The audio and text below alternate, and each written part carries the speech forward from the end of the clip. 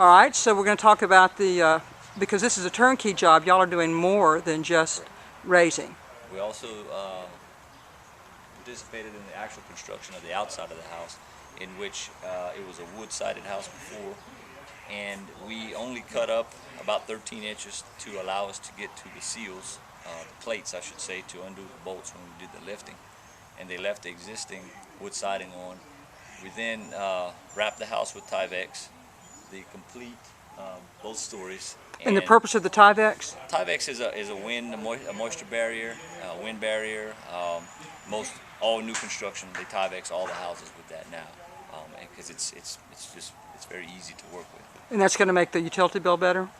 Somewhat, yeah. You still need to insulate it, but that's mainly as a wind barrier and a moisture barrier. Then they came back with hardy plank, most hardy plank or slats or siding, whatever you want to call it. A lot of people are going to that. It's a good product. It's a good weather resistant product. That a lot of people Is that what makes hardy plank so special? Yeah, it can be painted. It looks like wood. You can see the wood grains in it, and it's just a long-lasting product. And they also use it. It's a smoother one for the soffits and overhangs because it's the same material. It's just a smooth finish, though, and then you can do whatever really you want to. It's very paintable. They just fill in the cracks with caulking, and it looks like a wood house, but it's the hardy plank. It could almost be left like it is. I mean, if you want yellow. They come in these colors like that. And some people, you could leave it like that. What colors does hardy plank come in? White? Yellow? Like yellow, and then kind of an off-white, like a grayish color. That's the two that I've seen, almost like that color. Is hardy plank made in Louisiana? I'm not sure. Okay, I'll have to check that out. Hardy board, they call it sometimes. Okay. All right. Anything else relative to the siding?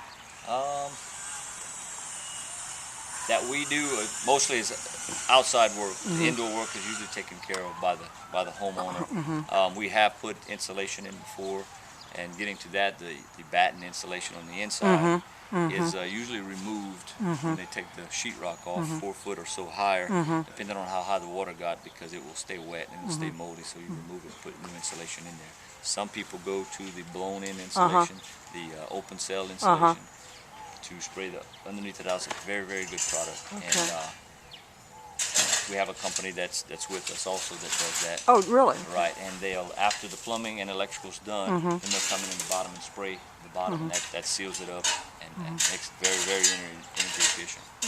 Let me ask you, so you can do it on the bottom also? Oh, correct. It's almost recommended you do it on the bottom, because of course the house is off the ground now. Wind and weather's going to get underneath there. It'll be colder in the wintertime, and you want to insulate it just like. Right, we got to take a time out and watch what's going on here. My gosh, they are. Oh my gosh, I wish I would have caught that earlier. Yeah, they're well fed ducks here.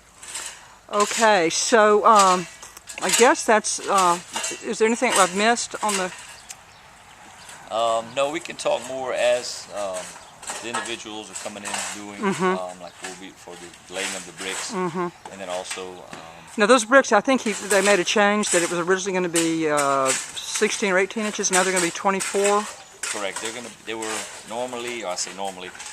A lot of times we'll use a 16 by 16 open cell, and what we'll do, the rebars inside and the concrete comes in. The other option would be the normal 8 by 16 cinder block with 2 open cells, and we'll stack those in a way where they make a 24 by 24 square, and then the rebar will also come through the center of that, of course, being filled. Another option is just a straight brick. People will build a brick column to whatever size that they want. And same thing, rebar and cement in the center of it. It just depends on what you're going to do with the house. Now, my understanding is there's going to be 5 columns across on the coulee side, and 5 times and 4 on the street side. 4 underneath the house. You see the 4 seals. There'll be a column under every seal. So there's going to be 5 columns across the width of the house, so that makes 20 columns. There's going to be 2 extra columns on the front inset because the home is inset and we want to stay on the seals. And then there's also going to be 4 columns underneath the air conditioner pad, which has to be the same. The top of the air conditioner pad has to be the same as the bottom of your house.